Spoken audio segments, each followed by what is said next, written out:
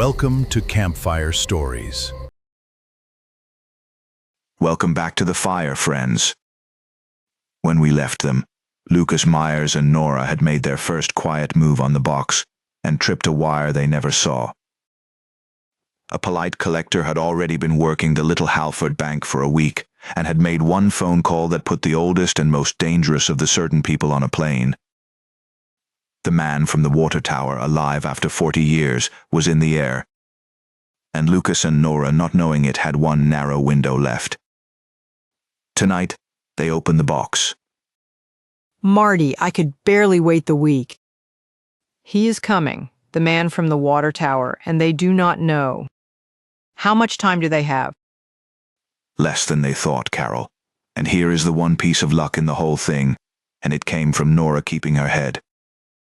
When that manager mentioned a government man asking after her father's exact box, Nora understood right then that quiet and clever was over. They were not ahead. They were nearly out of time. So she did not go back to the motel and sleep on it. She sat in that car with Lucas and she said, "We do not have 3 weeks. We have until that polite man decides we are a problem, and that could be tomorrow. We go in the morning. First thing. Both of us. And we do not leave without it." Oh, that is brave, Marty.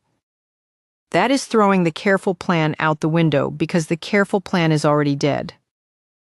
But both of them in the open at the counter? That is everything Lucas swore he would never do. Everything, Carol. And that is what made it the bravest thing that old man ever did. Braver than digging up gold in the dark at 19. Because at 19 he did not understand what he was risking, and at 60 he understood it exactly. He knew that walking into that bank in daylight and signing that card might be the end of 40 years of staying alive. And he did it anyway, because Nora was right, and because he had finally decided that a life spent staying nobody was not a life he wanted to protect anymore. They walked into the Halford Bank at 9:10 the next morning together, an old man and a woman, and they went straight to the tired manager's desk. And Lucas Myers, for the first time in 40 years, sat down and asked for a thing in his own true name. In his own name. Oh, Marty. After all that, what did the manager say? Well, here's where 40 years of hiding turned into something useful, Carol, because Nora had thought it through. They did not present as two frightened fugitives. They presented as family. Nora explained, easy and sad, that the box belonged to her late father, that she was a joint holder, here was her key, and that this gentleman, an old friend of her father's, was the co-signatory on the box, here was his key, and they had only just learned, with the dormancy notice, that the box was to be drilled, and they had come to settle her father's affairs before it was. And it was all in its way true. Her father had built the box to take both keys. He had listed a second holder. Because a box that needs 2 people can only be opened by 2 people, and that, Carol, was the whole genius of it, and the whole reason it had waited 40 years for this exact morning. Her father built it so that this could happen. He built it so that his daughter and the boy could walk in together years after he was gone, and it would all be in order. Marty, he planned his own daughter's safety and a stranger's redemption into a bank box. That is love doing paperwork. Love doing paperwork, Carol. I may keep that.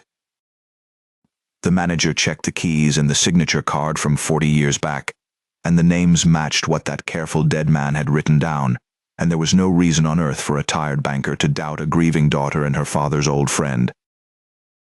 He walked them back into the vault. And he did the thing that these old boxes require, Carol, the thing that is the last little piece of the genius. He put his bank key in the one lock, and he stepped back, because the customer's 2 keys went in the others, and he turned his, and then he left them alone in the vault to open their own box, the way a decent bank does. They are alone.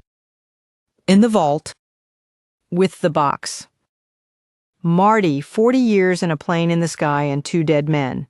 And it all comes down to this one little brass door. One little brass door, Carol. And Lucas told me his hands were shaking so badly he could not get his key into the slot.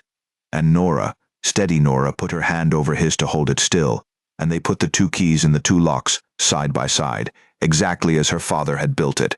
And Lucas looked at her, and she nodded, and they turned them together. And the little door opened. Oh, Marty? Oh, what was in it? Please. What did that man die to protect? There was a long steel drawer, Carol, and inside it, 3 things. The first was a thick brown envelope, soft with age, and it was heavy, and when Nora opened the flap it was full of paper covered edge to edge in her father's small, careful hand. Names. Account numbers in 12 countries. Dates, routes, amounts. Every shipment, every washing of dirty money into clean, every quiet man and the quieter men above them, 11 years of it, set down by the one person who had seen it all and written none of it for the police, and all of it for a rainy day. The whole architecture of the certain people. The thing they feared. It was real, and it was in Nora's hands. He did it. He really did it. The weapon is real. Marty, what were the other 2 things? The second thing, Carol, was a plain white envelope, sealed, and on the front, in that same hand, was written one word. Lucas. Her father had left a letter 40 years ago for the boy from the hole to be read on the day the boy finally came for the box. Lucas held it and could not open it. Not yet. He put it in his coat, over his heart, and he has told me since that he carried it 3 days before he could bear to read it, and we will come to what it said. A letter to Lucas from the man in the good coat? Oh, I have to know what it says. And the third thing, Marty? You said 3. The third thing, Carol, was a single photograph. Old square, the colors gone soft the way they do. And Lucas picked it up expecting, I think, a picture of Nora's father or of nothing. And instead he found himself looking at a photograph of a younger man, 40 years younger, standing on a lawn in front of a fine house, smiling, shaking hands with people who plainly mattered. A respectable man. A prosperous, respected, admired man. And clipped to that photograph was a small card in her father's hand, with a name on it and a note. And Lucas read the name, and then he read the note, and the blood went out of his face, because he knew that face. He had seen it once before, 40 years ago, at the edge of a hole by a water tower, in the dark, saying, "Mild as milk, get gone, boy." The man from the water tower. The photograph is him. But respectable, Marty, on a lawn shaking important hands. What did the note say? The note in her father's hand said this, Carol. This is what they are truly protecting. Not the money. Him. Everything else can be replaced. He cannot. And under the name it said what the man had become in the years since the water tower. A pillar.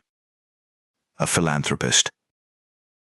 A face in the newspapers for the right reasons. The clean, smiling public front behind which the certain people had hidden their whole rotten history. Respectable enough that no one would ever believe a word against him. And Lucas stood in that vault holding the ledger in one hand and that photograph in the other, and he understood at last what he had really dug up. Not just a list of criminals. The one respectable man in the whole country who could never, ever afford to be connected to any of it. And in his coat, over his heart, a plane carrying that very man was at that moment coming in to land. He is landing. Marty, he is landing while they are standing in the vault holding the very thing that can destroy him. They have it, they finally have it, and he is walking toward them right now. You cannot stop there. You cannot. They have the ledger, the letter, the photograph, everything, and the man in that photograph has just landed to bury it and them both. Do they get out of that bank before he reaches it? What does her father's letter to Lucas say after 40 years? And that respectable smiling man coming to protect the only thing he cannot replace, himself, what does he do when he finds the boy from the water tower grown old and holding his whole life in a brown envelope? I do not know how they walk out of that town alive. What happens in the hour after that little door opens and the man who steps off that plane is where we go next time. Until then, friends, sleep warm, keep the fire high between you and the dark, and remember the most dangerous secret a powerful man keeps is the one with his own smiling face on it. I'm Marty Shepard. And I'm Carol, and my heart is in that vault, and it will not come out until next week. Hold your people close and come back for part 5.